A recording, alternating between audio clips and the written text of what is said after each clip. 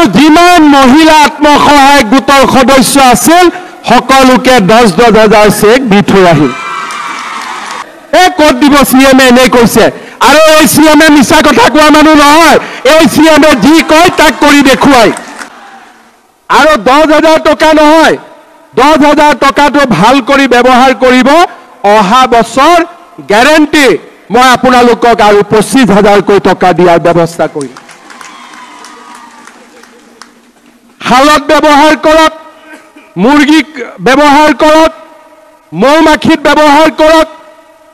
পিঠা পনা বিক্ৰী কৰক কিবা এটা কাম কৰিব যি কৰে কিন্তু কিবা এটা কৰিব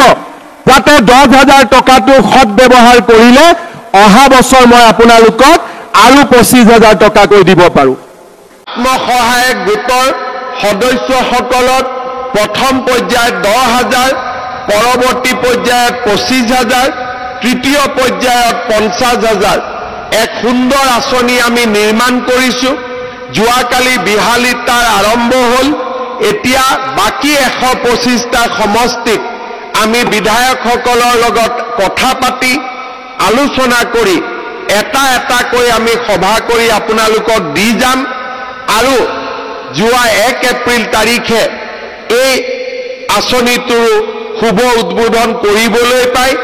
আমি গৌৰৱ অনুভৱ কৰিছো সমষ্টিৰ আইমাতৃসকলকো মহিলা উদ্যমিতা আঁচনিৰ চেক আপোনালোকক প্ৰদান কৰিবৰ বাবে মই ইচ্ছা প্ৰকাশ কৰিম পদ্ম হাজৰিকা ডাঙৰীয়াই মোক যিটো দিনেই দিয়ে সেই দিনটোতে আহি আপোনালোককো মই এই চেকসমূহ বিতৰণৰ মোৰ প্ৰতিশ্ৰুতি মই পুনৰ এবাৰ দোহাৰিছো তাৰ কাৰণে আজি অৰুণোদয় আঁচনিৰ ধন আপোনালোকলৈকে মাহত আহে সৰুকৈ আমি আৰম্ভ কৰিছিলো 18 লাখ মহিলাৰে চাওঁতে চাওঁতে এই বছৰ আমি প্ৰতিটো সমষ্টিত আৰু অসমত 40 লাখ মহিলাক আমি অৰুণোদয় আঁচনি প্ৰদান কৰাৰ দিশত আগবাঢ়িছো নদুৱাৰ সমষ্টিটো নিৰ্বাচন হৈছে পদ্ম হাজৰিকা ডাঙৰীয়াই মোক কৈছে যে সকলোৱে পাইছে কিন্তু 2-3 হাজাৰ মহিলা এতিয়াও অৰুণোদয়ৰ পৰা বাদ পৰি গৈছে মই নদুৱাৰ সমষ্টিৰ বাবে নতুনকৈ আৰু 3,000 মহিলাক অৰুণোদয় আঁচনিত অন্তৰ্ভুক্ত কৰিবলৈ সিদ্ধান্ত লৈছো আৰু তাৰ ফলত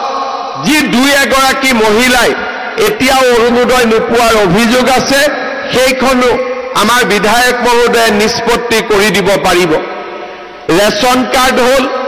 ৰেচন কাৰ্ডৰ লগত আয়ুষ্মান ভাৰত বিনামূলীয়া চাউল এইবাৰৰ পৰা আমি ৰেচন কাৰ্ডৰ লগত দালি নিমখ আৰু চেনি বজাৰতকৈ কম দামত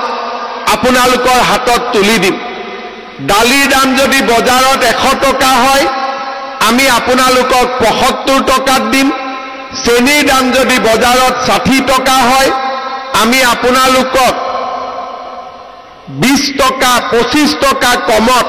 অৰ্থাৎ 35 টকাত দিম আৰু যদি নিমখৰ দাম বজাৰত 30 টকা হয়